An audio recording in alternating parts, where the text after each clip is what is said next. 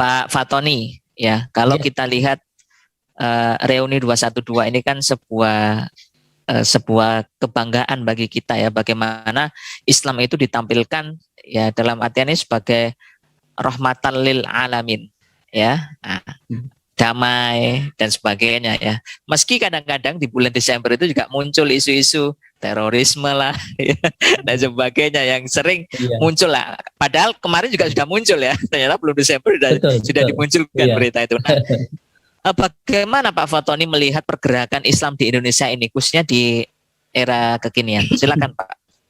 Iya. Terima kasih Bung Hanif. Bismillahirrahmanirrahim.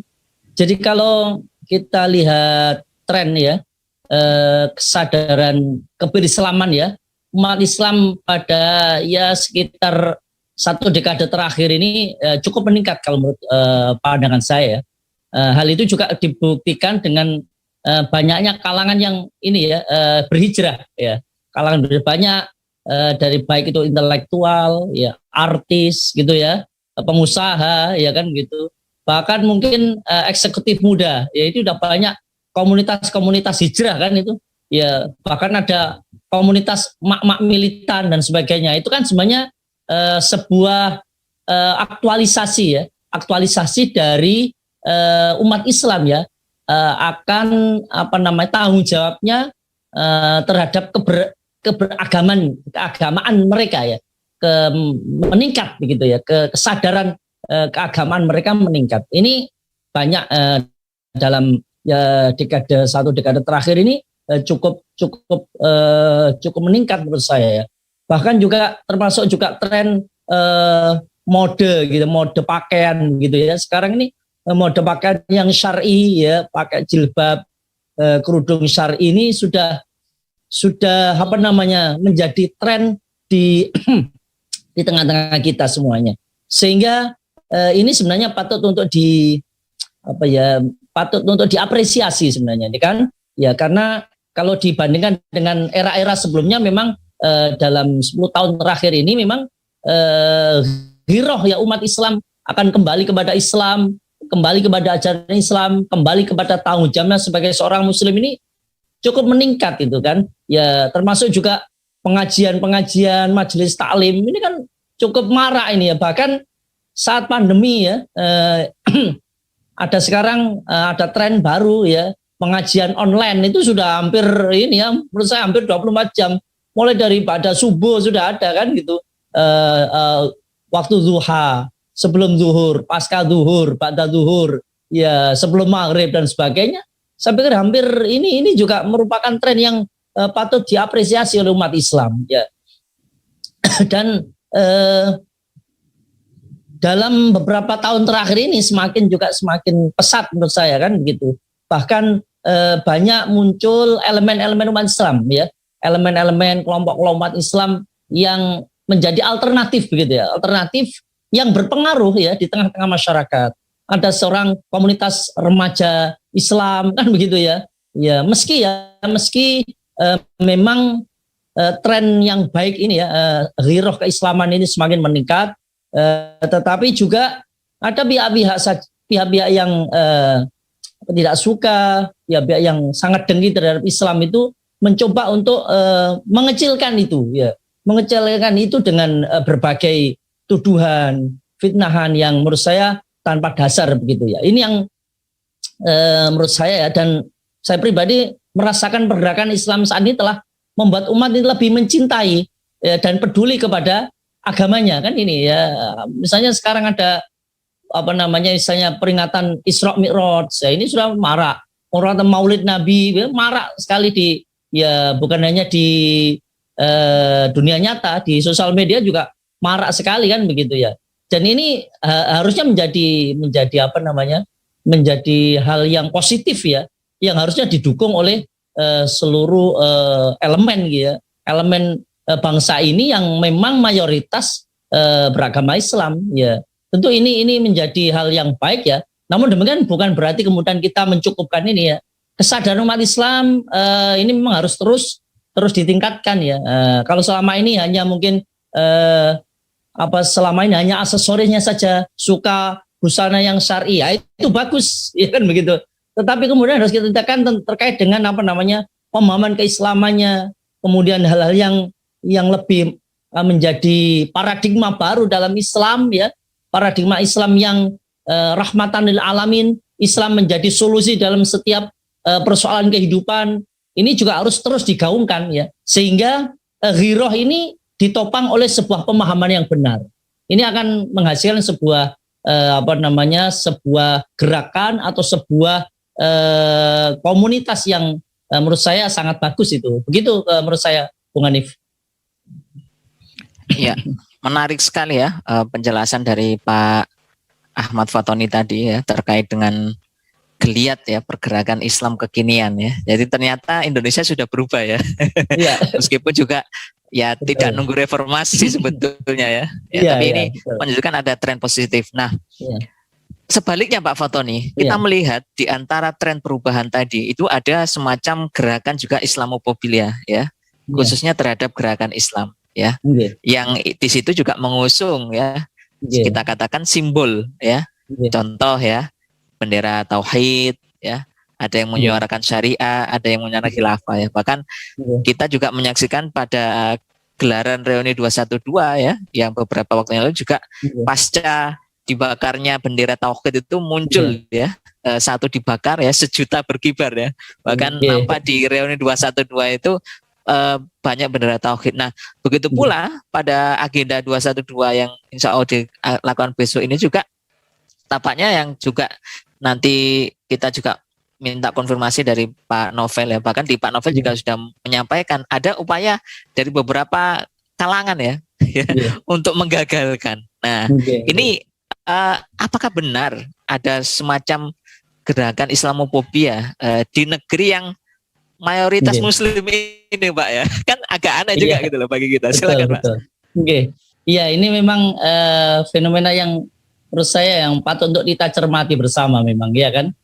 Satu sisi geliat ghirah umat Islam ini semakin tampak begitu, semarak lah begitu ya. Ini ada gerakan sholat subuh berjamaah gitu kan, wah luar biasa menurut saya kan gitu ya. Kalau selama ini kalau sholat subuh itu pasti jamaah sholat subuh itu pasti yang paling sedikit ya. Ini ada gerakan sholat subuh, ini kan sebenarnya kecil tapi ini merupakan sebuah sebuah aktualisasi ya. Terhadap tanggung jawab ya, terhadap kewajibannya sebagai seorang muslim. Ini luar biasa menurut saya kan begitu ya. Ada gerakan ini ya, juga masuk gerakan Jumat berkah begitu ya, saling berbagi sedekah di hari Jumat. Ini luar biasa di Masjid Kecil, luar biasa. Tetapi memang termasuk juga diantaranya ada juga upaya ya dari pihak-pihak tertentu ya, tentu yang pendengki Islam gitu ya, tidak ingin umat Islam itu bangkit, tidak ingin umat Islam itu bersatu, kemudian memberikan cap negatif terhadap apa yang disebut dengan bendera tauhid ya, apa yang disebut dengan khilafah, apa yang disebut dengan syariah dan sebagainya ya, dengan tuduhan-tuduhan yang tanpa dasar. Apalagi kemudian tadi disinggung oleh Bung Hanif tadi depan di bulan Desember ini ya kan gitu. Biasanya di adanya aksi 212, reuni 212 ini kemudian dibarengi juga isu-isu terorisme dan sebagainya. Ini memang patut kita sayangkan gitu. Berarti memang ini ada korelasi positif. Ketika kemudian kesadaran umat Islam meningkat, tantangan, hambatan, fitnahan itu semakin meningkat pula. Nah, ini yang harus dipahami oleh kita ya. Termasuk juga ada upaya-upaya untuk kalau enggak dikatakan menggagalkan ya, mengerdilkan ya, mengecilkan ya gerakan-gerakan umat Islam, meski itu gerakan yang sifatnya moral sekalipun ya, yang damai, yang santun, itu pasti kemudian masih ada saja kemudian dikaitkan, dituduhkan dengan gerakan yang radikal, terorisme dan sebagainya. Menurut saya ini yang patut untuk dipertanyakan. Ya, patut dipertanyakan. Oleh karena itu maka kita tidak boleh berhenti gitu ya. Kesadaran umat Islam harus terus digelorakan. Karena memang itulah agama Islam adalah agama fitrah, agama yang membawa kebaikan. Nah, ini harus terus kita dakwahkan ya. Kita dakwahkan. Kalau memang ada pihak-pihak yang memberikan tuduhan, cap negatif, ya kita tunjukkan bahwa tuduhan-tuduhan itu tidak benar. Dan memang faktanya tidak benar kan begitu ya. Faktanya tidak benar kan begitu.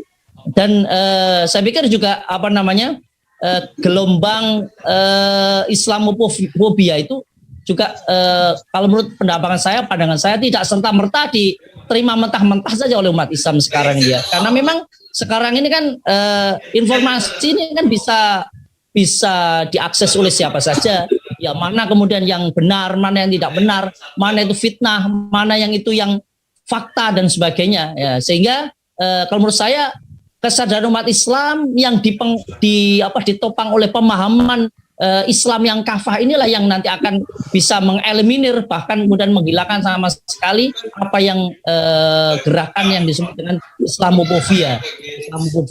Saya pikir ini menurut saya sebagai sebuah tantangan tersendiri ya, umat Islam harus terus kemudian merekatkan ya barisannya ya, tidak kemudian ciut nyalinya dengan upaya-upaya dari gerakan-gerakan Islamofobia yang memang sejatinya memang mereka tidak menginginkan umat Islam itu bersatu, tidak menginginkan Islam itu menjadi tatanan kehidupan yang akan menjadi kebaikan bagi seluruh umat manusia.